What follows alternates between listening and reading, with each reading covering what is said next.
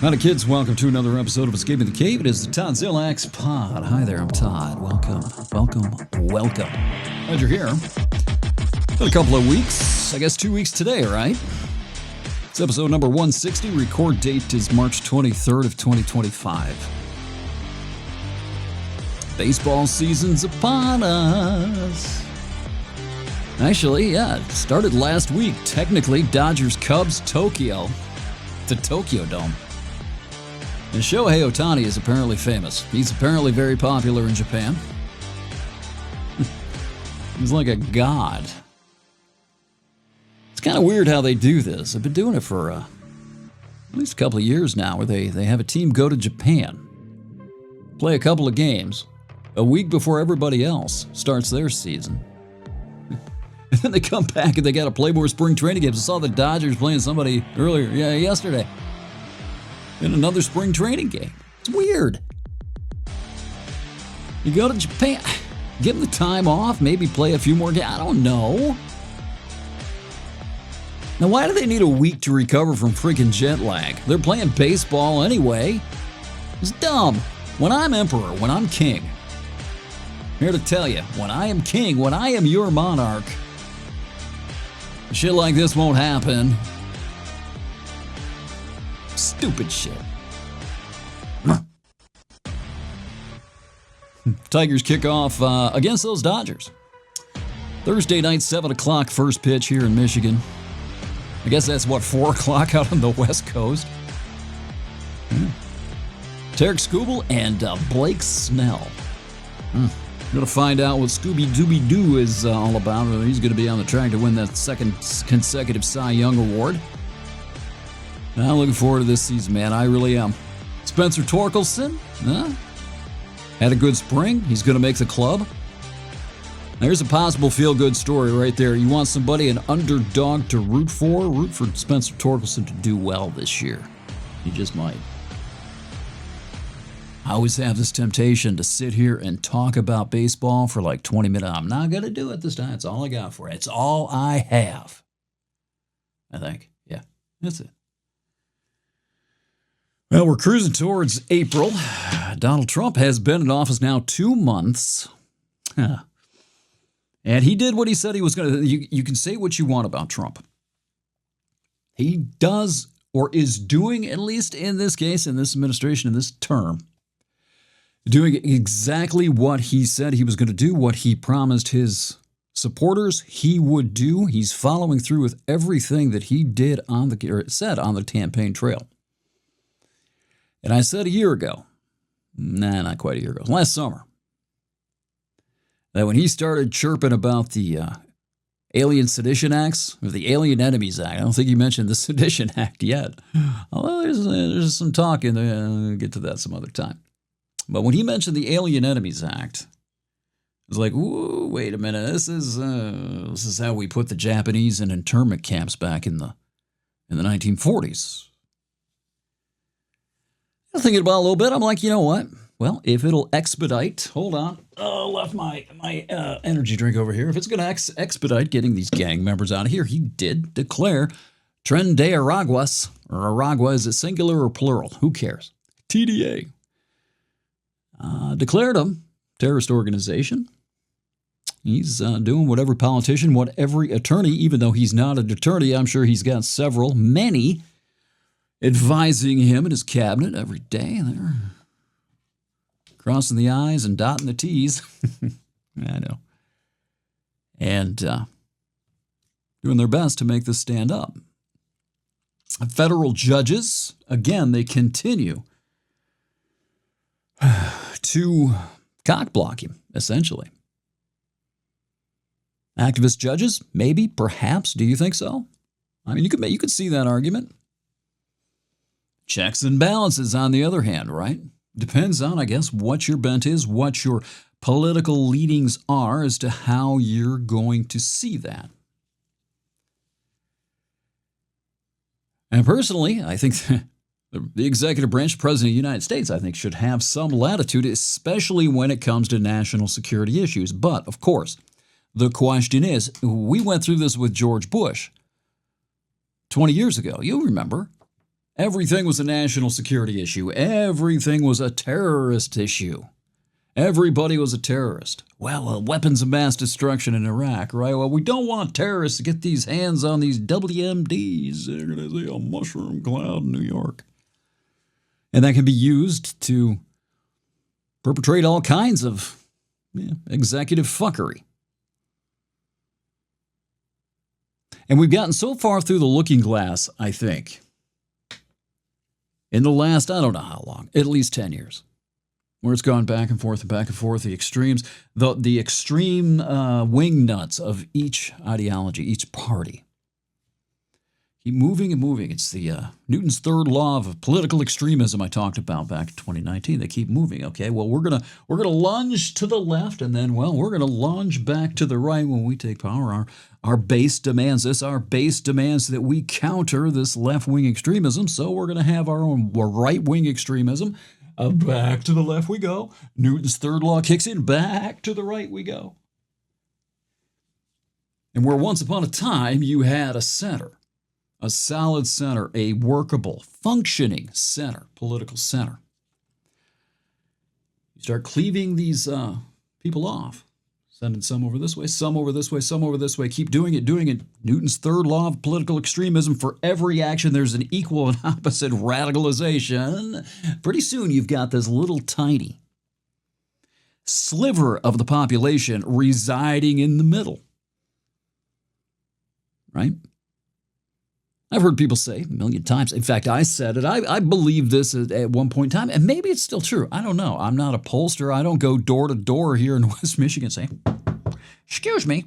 I don't do that. But I've heard it said, and I've said before, and I've used this rationale myself, that there is a silent majority that I would like to believe, or I used to believe. I pray that maybe it's still true. Maybe it is true. I don't know. But that the majority of the country, there's this big silent majority of centrists, common sense people who reject extremism on both sides. And we just don't hear their voices. We don't hear their screams and their cries over the shrieks and the howls of the extremists on both sides. And now we've gotten so far through the looking glass now when you start talking about things like the Alien Enemies Act and free speech, arresting Mahmoud. Oh, big uproar about that. A judge blocked his deportation too. Would appear that Trump, actually it's Marco Rubio, who can revoke his green card, revoke his student visa, and get him the hell out of here. Regardless if he's married, regardless of how long he's been here, the Secretary of State can do that. But the judge says no. So anyway, we're so far through the looking glass here, that the interpretation, I don't know how many people actually can think this through now. And how many people actually listen. If somebody were to think it through and present a cogent argument saying why this should be, illegal, why it's unconstitutional, or why it is legal, why he has full authority to do the things that he's doing, even if that cogent argument were put forth, who would listen? Because we're so through the ideological looking glass that all of our interpretations now are based on the point of view and the perspective, the political perspective we're looking through. And then the post hoc rationalization stuff kicks in. You have the emotive conclusion that you make immediately. All of us do this. I'm not pointing fingers here. I do it. You do it. Everybody does it. This is what human beings do. All right? Post hoc rationalizations. The emotive conclusion. The emotive conclusion in this case is based on political affiliation. Who you like, who you support, who you hate. Right? That's the emotive response. And then your intellect, your intelligence, the internal litigator, Emerson's attorney, kicks in. And that's what most people, me included, I know I do this, but that's what people do. They engage their clever rhetorician, their inner attorney, and they litigate. They litigate in support, in argumentation for the emotive conclusion, the emotive response, the snap judgment made without any thought whatsoever. And this is what people mistake for being objective, for rational thought. I'm so smart. Look at this argument. You're not being smart. You're being clever. You're cleverly arguing. You're not making a rational point. You're trying to win an argument based on, again, the snap judgment, the snap conclusion, and then that's based on your biases and your personal opinion of either who you're arguing with or the stance and position that you've taken, how you feel about Donald Trump, how you feel about somebody on the left, let's say AOC. We're going to be hearing a lot about AOC now. By the way, quick side note, the 2028 campaign has kicked off, and guess who? The AOC era I know we've had her for a long time. I get that. But we've been talking about, a lot of us have been talking about, wait until AOC runs for president. Well, you bet your ass, bet your bottom dollar, bet your last piece of clean toilet paper. That's what you're seeing on the campaign trail this week with Bernie and AOC out there. He is hoisting her. He is presenting her. He is anointing her as the heir apparent. Bernie's not going to run in 2028. What is he, 82? Is he going to run when he's 86? No. He seems pretty sharp. Good for him. But yeah.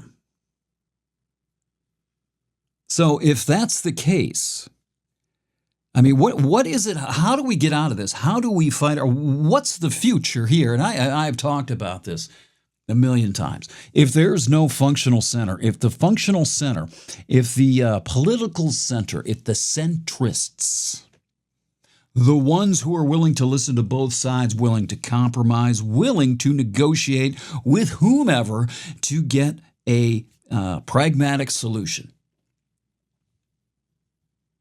if they are functionally dead, if they are on life support, if the only thing keeping them alive is some artificial political respirator, what is the future?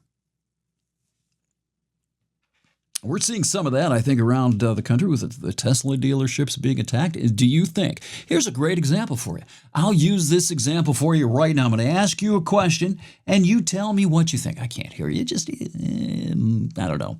Just mouth it if you want to. Is the attacks on Tesla dealerships nationwide, is that domestic terrorism? Or is it just vandalism? It's just boys being boys, or trans being trans. Is it domestic terrorism? Now, again, if you're on the left, if you lean to the left, you're going to call it vandalism. Or you're going to invoke, this is the favorite thing, setting a few Teslas on fire is domestic terrorism, but January 6th, that's just a visit. Fair point. It's not. It's really hard to refute that, isn't it, now? After the optics of January 6th, I'm getting caught up in this. I know I'm getting caught up in the anti-woke end of my stuff here. But I remember how I felt on January 6th watching that whole thing unfold on television. 2021, just on the heels of COVID, after everything had happened with George Floyd and the riots around the country the year before, I was horrified by that. I really was. I mean, you can defend it. You can say whatever you want about it. It was disturbing to see.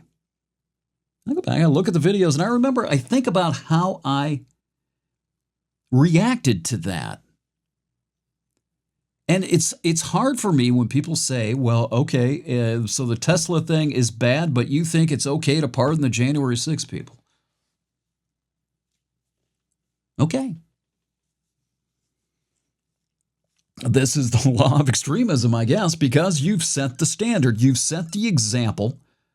Republicans or conservatives or the far-right MAGA people have set the example with January 6th. defending it, excusing it, making every every irrational argument as to why that was just a bunch of boys being boys. Trump comes out, he pardons all of these people as soon as he gets in office, as he said he was going to do. Hey, at least he didn't spring it on anybody, right? But then, now you've set the standard.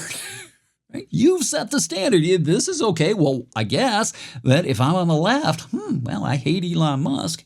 The one way you can get to Elon Musk is through his Tesla dealers. Yeah, let's go get those. We'll start intimidating. Oh, we're not terrorizing these Tesla owners and these people driving these Cybertrucks. No.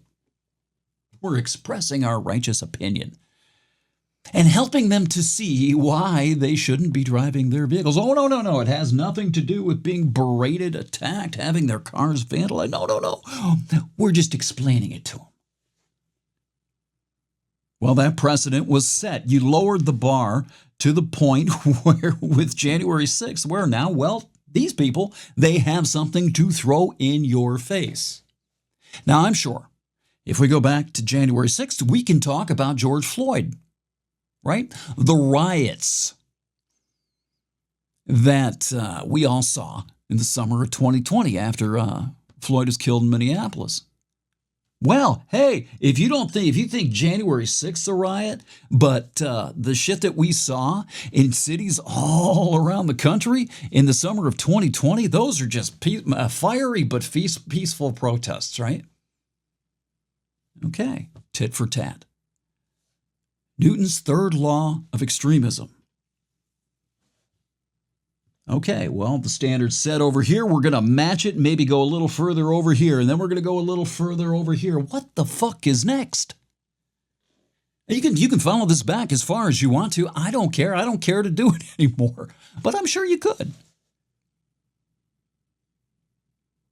So what's next? Where does this go moving forward? Some people thought that... stupidly, that the Democrats were going to have their little come to Jesus and they were going to get together and they were going to say, okay, well, what did we do wrong? How is it that we lost to Trump again for the second time? Well, we need to be more moderate. We need to have more common sense. We need to reach out to more people. We need to repudiate the extremist wing, the extremist fringe, the woke flake fringe. We need to shove them off so we can appeal to more people. A lot of people thought that was going to happen. They hoped it was going to happen, I guess. I don't know if they thought so. I don't know if they hoped it. Whatever. It was never going to happen. It's not how this works. You got to go harder. You got to go harder. So, as we sit here, at the end of March 2025, not even 90 days into Trump's term, the 2028 election cycle, the election campaign has begun, and we see exactly where the Democrats are going to go. Further left, harder left. They're going to lean into identity politics. They're going to lean into the social issues, and they are essentially going to mainstream the Democratic Socialists of America. That is about to become their party. If not in name, in policy, in platform. And the symbol figure of that, it's not hard to see, is going to be Alexandria Ocasio-Cortez. As we've all talked about, as we predicted, dreaded, even mocked sometimes in her worst moments, that she was always going to be probably on the ballot in 2028. Well, Bernie has anointed her as the heir apparent. And so the left is going to lurch further left. Now, how you feel about that? How do you feel about that? Again, if you're on the left, yeah, we need to fight. We need more direct action in the streets. And if you're on the left, that's what you think. I say if you're on the right, whatever. You know what I mean. I misspeak every now and then. That's why I write stuff down. I didn't today.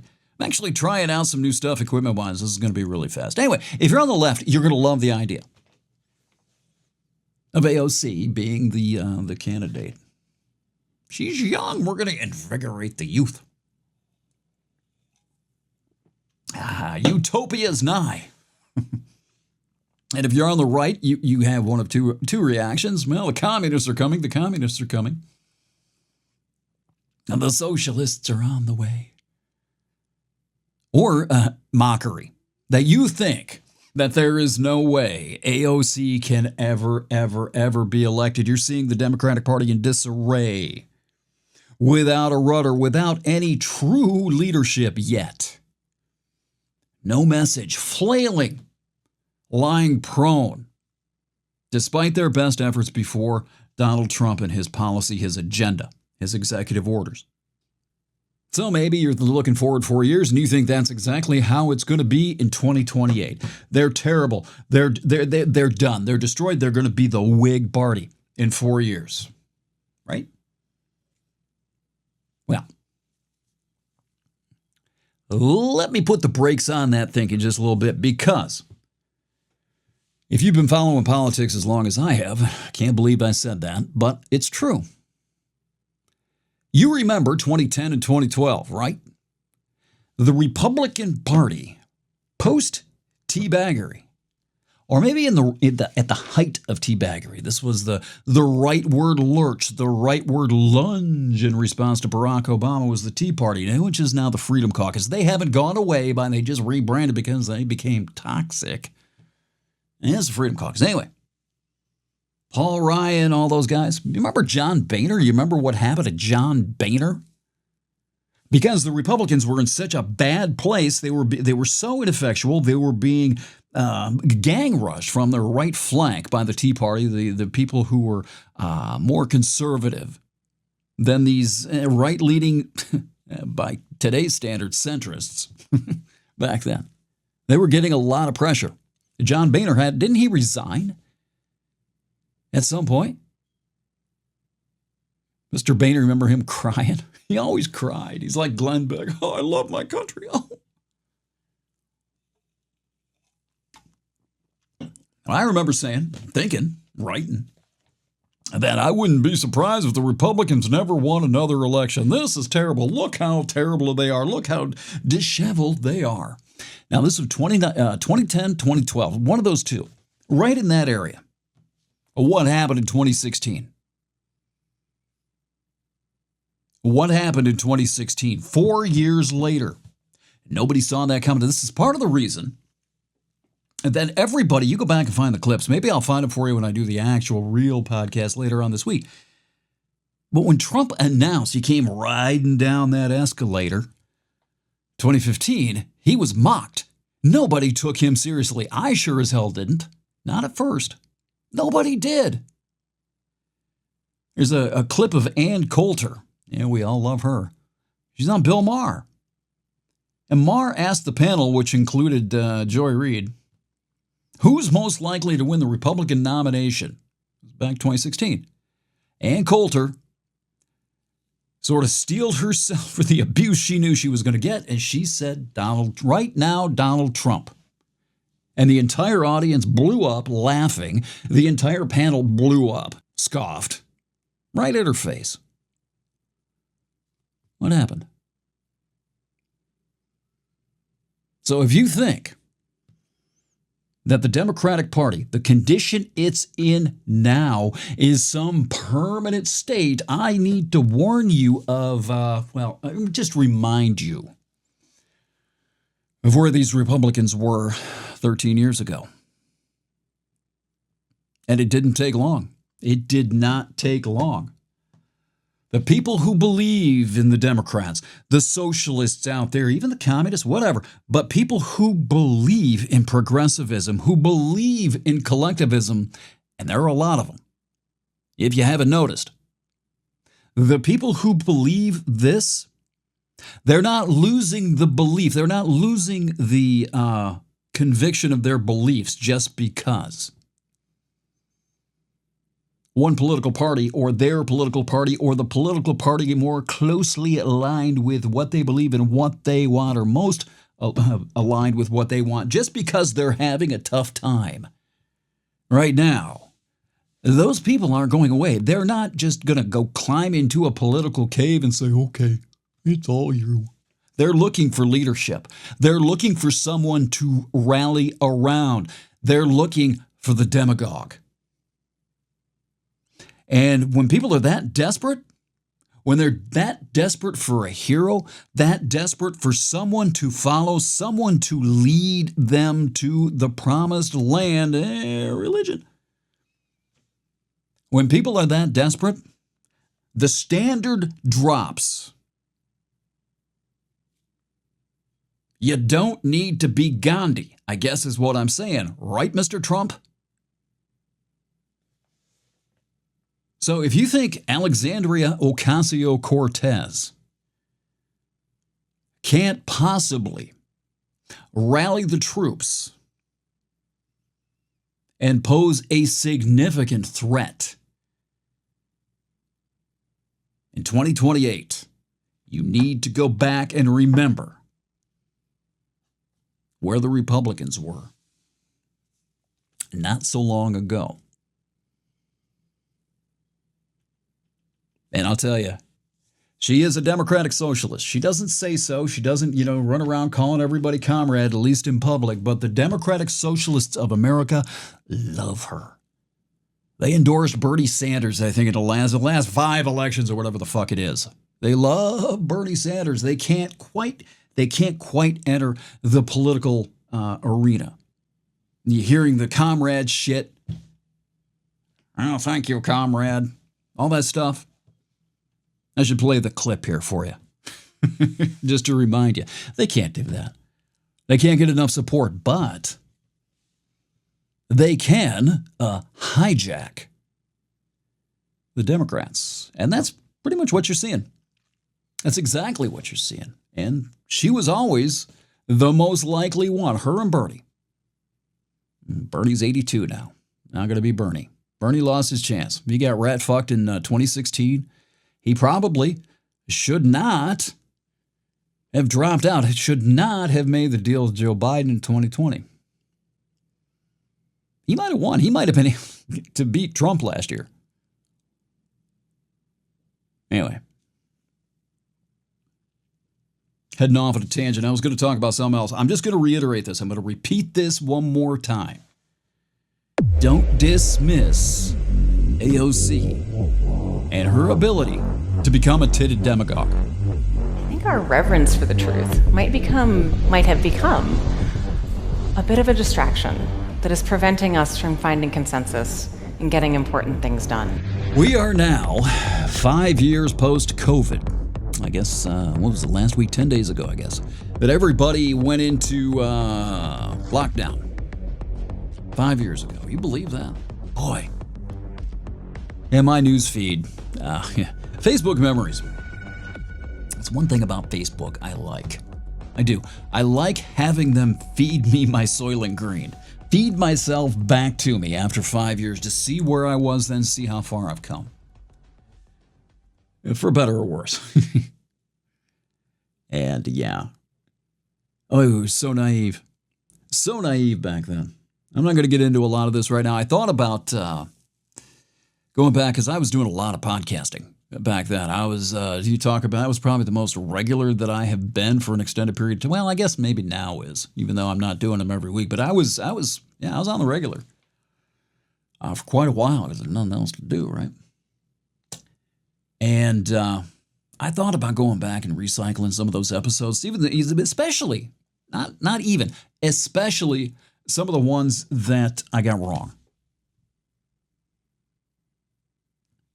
I don't know how wrong I really was. Yeah, I should go listen to them, though. I was definitely in the Fauci camp, though. I was definitely irritated, just annoyed, frustrated, disgusted with how Trump was handling the first several weeks of the pandemic. The rollout of the tests. Oh, boy. Yeah.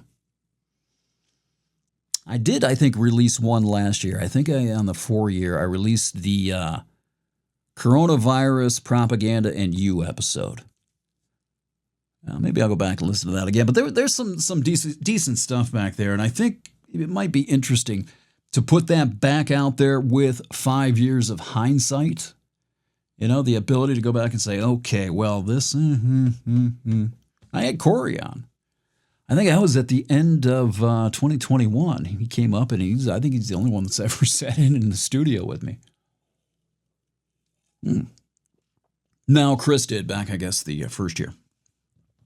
I had him on, and I was still heartily in the pro-vaccine camp saying, God damn it, you need to get a vaccine. You need to get vaccinated if you have kids, if you're old, this, that, and the other thing. And within a year, I was not getting the boosters. I was done with it because I saw that those folks, their concerns, the concerns they had about that vaccine were valid. It didn't prevent infections. And I started remembering, oh my God, Biden, if you get this vaccine, if you get this injection, you will not get boy. I started thinking about that lab leak stuff. It's like, okay. They weren't wrong about everything. Trump was not wrong about everything. And you know what? I'm going to one more thing before I go, while we're talking about COVID. I remember Trump came out and said he thought that virus came from China, that it came from the lab. He thought, well, there's a lab right there. And he started calling it the Kung Flu. Everybody, oh, that's so racist. I can't believe you. I thought that was one of the funniest fucking things I've ever heard. Kung Flu. Oh, it's a beautiful line. It is. Still is.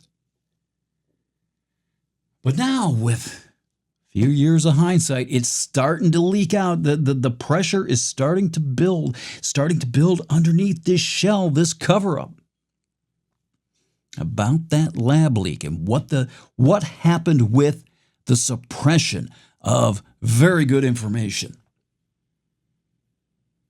post-COVID. Fauci, all of it. How the media carried the water, lied. How the scientists covered it up, lied. Maybe they thought it was for the public's best, and in the public's best interest, for everybody's good. We shouldn't tell them the truth for their own good. We should lie to them for their... The thing is, it came out anyway. You can tell people the truth. They're going to hate you. They will hate you if you tell them the truth. They may not like it. They may find it distasteful. They may never want to talk to you again. They may not want to look at you again. But if you lie to them, they're still going to hate you. But then they're never going to listen to another word you say. How do you run a country that way? How do you maintain institutional trust that way? How do you not descend, especially when the media is involved and the government's involved? How do you not descend into informational anarchy? And you can't get that back. Once that thread has been ripped off of the cashmere, once you start pulling it, you can't sew that back together again. You got to start over. And good luck.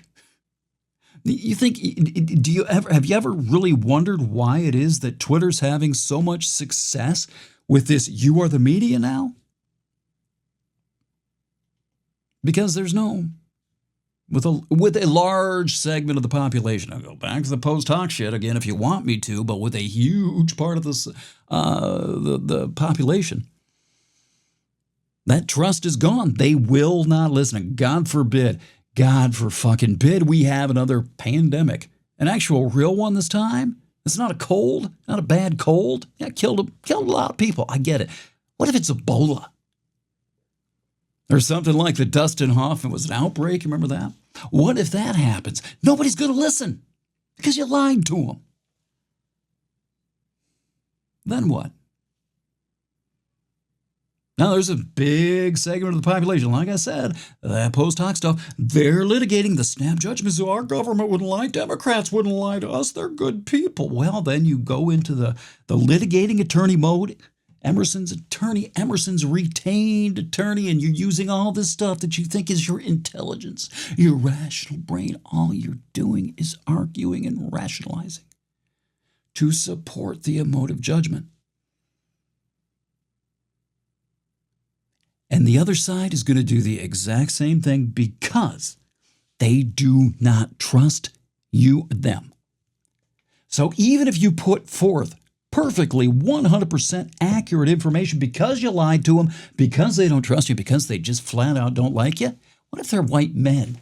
After hearing themselves be demonized by the same people, being scapegoated as the root of all American evil, I don't like you, fuck you.